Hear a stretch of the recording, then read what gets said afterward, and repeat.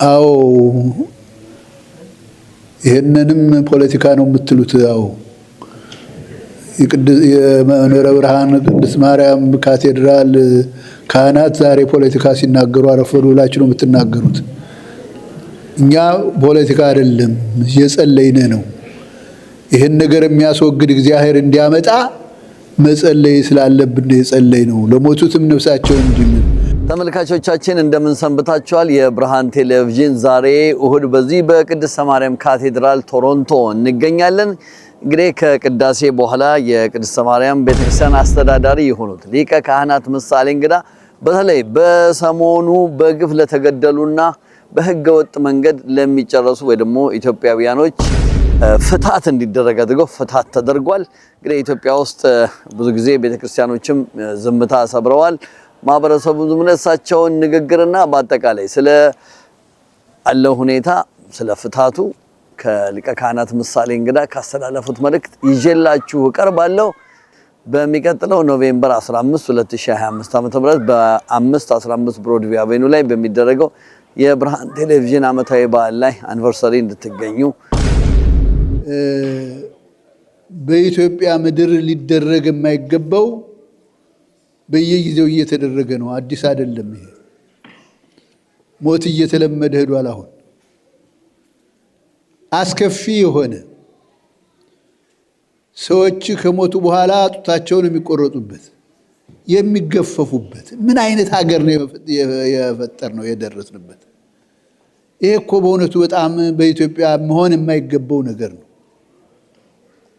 ግድያ ይኖራል፣ ሞት ይኖራል። ሰው ከሞተ በኋላ ክብር ነው፣ ክቡር ነው ያ ሬሳ። ግን ሬሳውን መግፈፍ፣ በቢላዋ ጡት መቁረጥ፣ ይሄንን ስንሰማ ምንድን ይመስላል? እንዴት ነው የሚታያችሁ? እኔ በእውነቱ በጣም ማዝነው ጩኸታችን ከንቱ መሆኑን ነው። እንግዲህ እዚህ ሀገር ከመጣው 2 መንግስታት አልፈዋል። 3ኛ ነው አሁን ያለው። ሁለቱንም በጩኸት ነው ያስወገር ነው። በየጊዜው በመሰለፍ በጩኸት መቼ ነው የሚያቆመው ይሄ ጩኸት?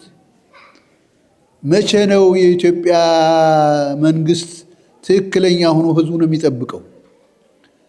ህዝቡ እንደ ልቡ ተመላልሶ ወጥቶ ወርዶ ድህነቱ ተጨማሪ በየሄደበት የሚገደልበት። የሚገርመው ነገር አሁን ዛሬ ለምን ሞቱ ወይም እንዴት ሞቱ አይባልም። መጀመሪያ ዘራቸው ነው የሚጠይቀው። ኦሮሞዎች ናቸው፣ አማራዎች ናቸው፣ ትግሬዎች ናቸው እየተባለ ከምን እንደመጣ እናውቅም። ይሄን እንደዚህ አይደለም ነበረ ኢትዮጵያ አባቶቻችን እናቶቻችን ያስረከቡን። ኢትዮጵያውያኖች ናቸው። አገራቸው ኢትዮጵያ ነው።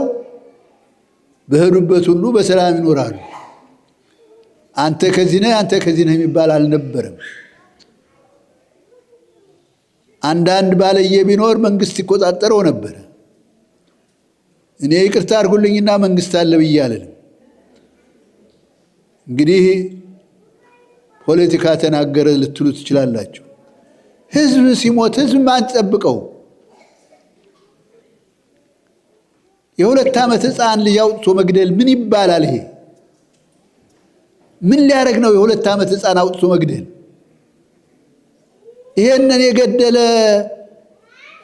ይሄንን የገደለውን ተከታትሎ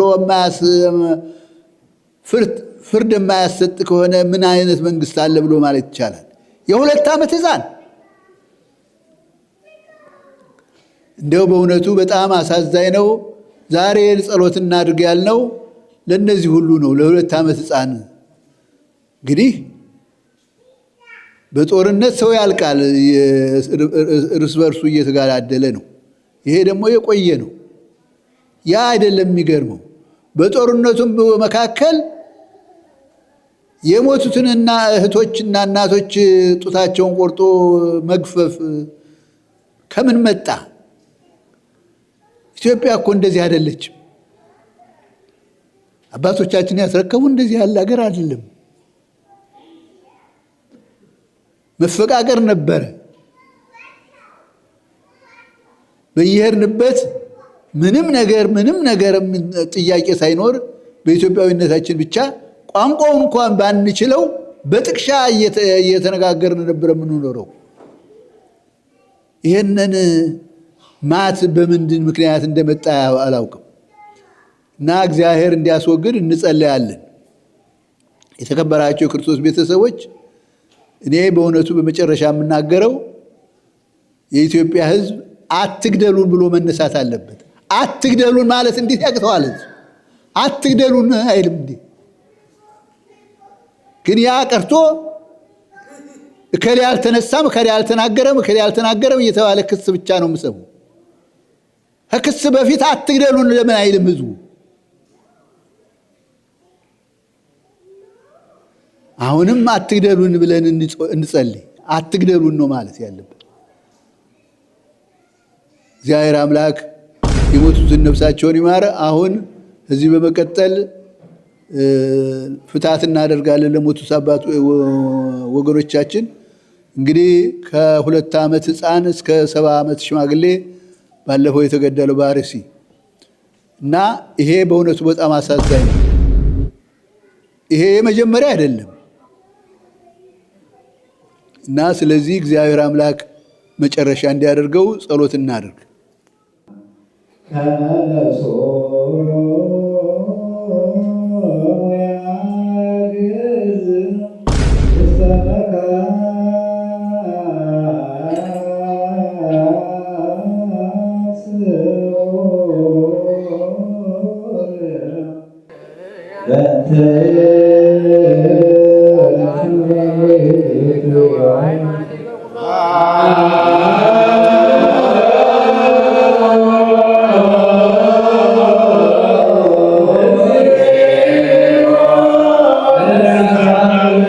ለዚህ ዓለም ለቤተሰቡ አጽናኝ እግዚአብሔር መንፈስ ቅዱስ እንዲልክላቸው።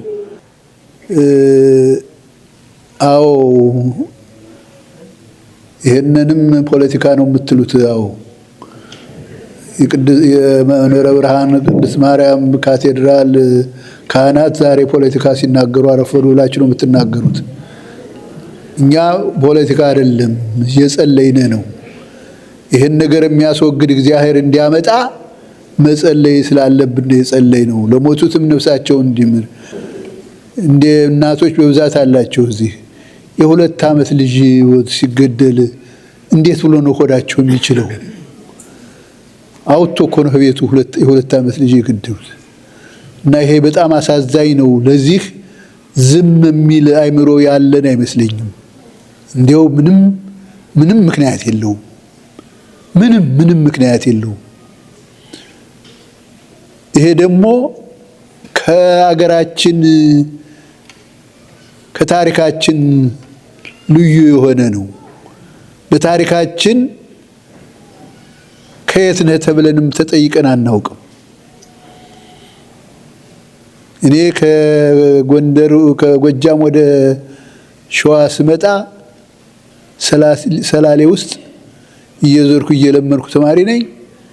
በጥቅሻ ነበረ የምለምነው። ምክንያቱም አፌ ኦሮሞኛ አይናገርም። በጥቅሻ እየጠየቁ እስከምበቃኝ ድረስ ተቀብዬ ነበረ መሄድ። እንዲያውም እየመረጡ ምንድነው የምትፈልገው? እንጀራ ነው ወይስ ጥሬ ነው ወይስ ምንድነው? እርጎ ሁሉ ሰጥተውናል። እንደዚህ ያለውን ህዝብ እኮ ነው ያበላሹት። እንደዚህ ያለው ህዝብ ነው ዛሬ አንተ አማራ ነህ፣ አንተ ጎንደሬ ነህ፣ አንተ ትግሬ ነህ፣ አንተ ኦሮሞ ነህ እየተባባለ የሚገዳደለው። ይሄ ከምን መጣ? ያልነበረውን። ስለዚህ ይሄንን የሚያስወግድ እግዚአብሔር ያስወግድልን። ደግሞ ዝም ማለት የለብንም። አሁን ሁላችንም ከሳሾች ነው የሆነው። ሁላችንም መጮህ አለብን። ሁላችንም መጮህ ነው ያለብን። ይሄንን ከዚህ ያለነውን ሳይሆን ከኢትዮጵያ ያሉት ወገኖቻችን አትግደሉን ብላችሁ መነሳት አለባችሁ እንጂ ጳጳሱ ሳይናገር ቀረ፣ ቄሱ ሳይናገር ቀረ። ይሄ ክስ ነው። ክሱን ተውና እናንተ አልቅሱ፣ እናንተ ጩሁ፣ አትግደሉ ብላችሁ ጩሁ። ይሄንን ነው መልስ ሊያስገኝ የሚችለው። እና የነነዌ ሰዎች በ3 ቀን ምሕረትን ያመጡት በአንድ ላይ ስለሆኑ ነው። ተለያይቶ አይሆንም። ደግሞ የሚገደለው አማራው ትግሬው ተለይቶም አይደለም። ሁሉም ነው እየተገደለ ያለው።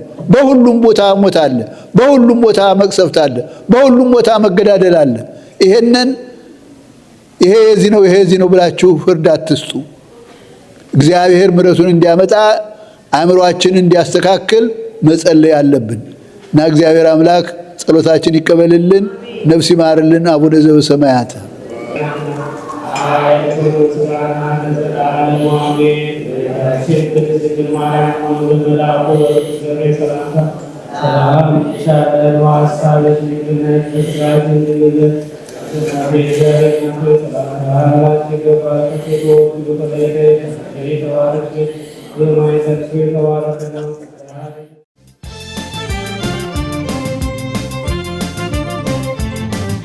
በተለያየ ርዕሰ ጉዳዮች ላይ ሳይታክት ሳይሰለች ማንኛውንም በጎ ነገሮች ለሀገሩ እየተመኘ እሴት እየጨመረ የሚያስተምር የሚያነቃ ፕሮግራሞችን እየሰራ በካናዳና አካባቢው እያሰራጨ የሚገኘው ብርሃን ቴሌቪዥን እነሆ 15 ዓመታትን አስቆጠረ። እንኳን አደረሳችሁ፣ እንኳን አደረሰን። ይህንኑ በማስመልከት ልዩ ክብረ በዓል አዘጋጅቷል። ኖቬምበር 15 2025 ከ6 ፒኤም እስከ 12 ኤኤም 515 ብሮድቪው አቬኑ በልዩ ዝግጅት ይጠብቃችኋል። በዚህ በዓል ላይ ለማህበረሰቡ ልዩ አስተዋጽኦ ያደረጉ ይሸለማሉ። የሙዚቃ ዝግጅትና የራት ፕሮግራምን በምሽቱ ይኖራል። ብርሃን ቴሌቪዥን ተመልካቾች፣ አድማጮችና ተሳታፊዎች አብራችሁን እየደከማችሁ ያላችሁ ሁሉ ወደፊትም ከዚህ በተሻለ ዝግጅትና ሥራ ወደ እናንተ ለመድረስ ትጋቱን ይቀጥላል። ብርሃን ቴሌቪዥን ኑ አብረን እንስራ ይላችኋል። የማይቀርበት ቀጠሮ። ብርሃን ቴሌቪዥን